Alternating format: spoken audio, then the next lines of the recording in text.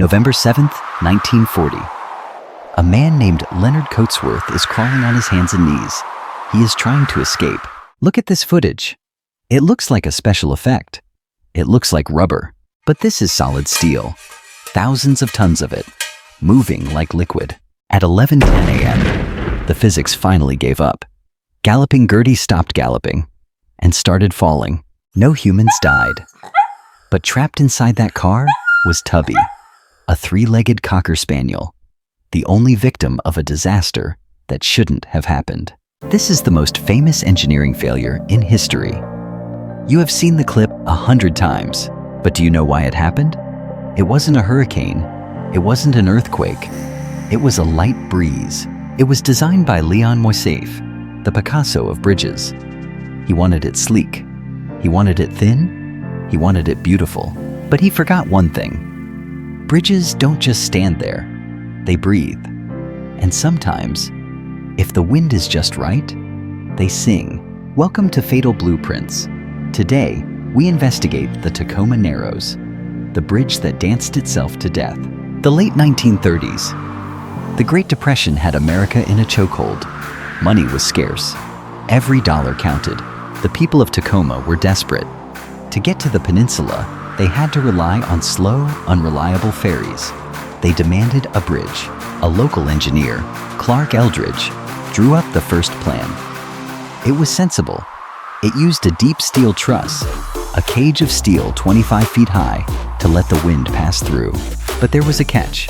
It cost $11 million. The federal government said, no, too expensive. Do it cheaper.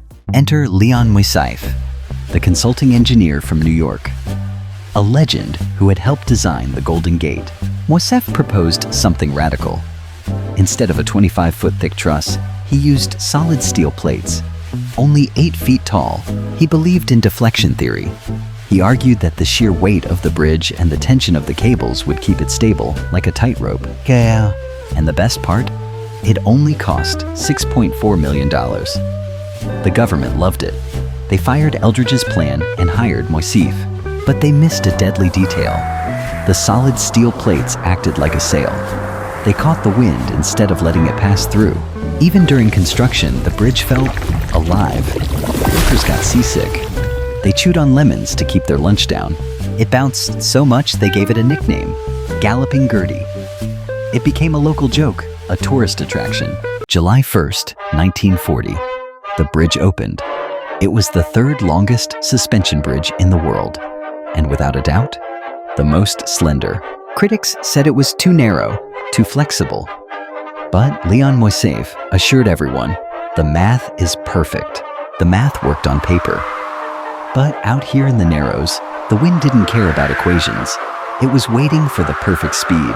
November 7th, 10:00 a.m. The wind was blowing at a steady 42 miles per hour. Not a hurricane, just a strong breeze. At first, the bridge behaved as usual. It did the vertical wave, up and down, like a roller coaster. People even drove onto it for the thrill. This is called vortex shedding. Because the sides were solid walls, the wind couldn't pass through. It swirled around, pushing the bridge up, then down. But at 10:03 a.m., something snapped. A cable band loosened. The rhythm changed. Instantly, the movement shifted from vertical to torsional. The bridge began to twist. This is the killer. Aeroelastic Flutter. Unlike the vertical wave, this doesn't stop. The more the bridge twists, the more wind it catches. It feeds on the energy. Leonard Coatsworth was in the middle of this nightmare. His car slammed against the curb. The bridge tilted 45 degrees one way, then 45 degrees the other. Professor Farquharson, an engineering professor, was there filming for research. He tried to rescue Leonard, but gravity was changing every second. Leonard abandoned his car. He crawled on his hands and knees. The concrete was breaking apart under him. He tried to call to Tubby, his daughter's dog, but the dog was too terrified to move. Leonard had to make a heartbreaking choice: save himself or die with the dog. For 60 minutes, the bridge fought for its life. It twisted 28 feet vertically with every cycle. Steel is strong, but nothing is that strong 11:10 a.m. The bridge gave up. A floor section dropped out. The vertical suspender cables couldn't take the twisting load. They snapped, like zippers opening on a jacket. At 11:10 a.m., the spine of the bridge broke. 600 feet of steel and concrete surrendered to gravity. It hit the puissance with the force of a bomb. The splash was 100 feet high. Leonard Coatsworth watched from the safety of the tower. His car was gone. When the center fell, the weight released so suddenly that the massive steel towers sprang back 12 feet. They were bent forever. Miraculously, no human lives were lost. But Tubby, the Cocker Spaniel, became the sole victim of the disaster. His body was never recovered. In New York, Leon Moisaif was devastated. "I'm completely at a loss to explain the collapse," he told reporters. His deflection theory had failed spectacularly. The car and the dog lay 180 feet underwater. They are still there today. A tomb of steel and chrome. Galloping, Gertie danced for only 4 months. But her death taught engineering more than her life ever could. The collapse changed everything. Before 1940, engineers only worried about gravity. After 1940, they had to worry about aerodynamics. 10 years later, a new bridge rose from the ashes. It wasn't sleek. It wasn't thin. It was a beast. They went back to Clark Eldridge's original design. Deep trusses, open grates. They nicknamed it Sturdy Gertie. It hasn't moved an inch since. The lesson was simple. Don't fight the wind. Let it through. Leon Moisaif never recovered. The collapse crushed his spirit. He died 3 years later, his heart broken by his own creation.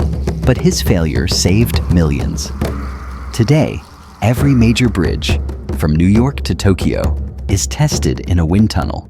The ruins of Galloping Gertie still lie at the bottom of the Narrows. It is now one of the largest man-made reefs in the world. Nature is gentle, until it isn't. The moment we prioritize beauty over physics, nature will remind us who is really in charge. This is Fatal Blueprints. We study the collapse so we can stand tall. Subscribe for more investigations. Next time, a tea dance turns into a massacre. We analyze the Hyatt Regency walkway collapse, the deadliest structural failure in U.S. history.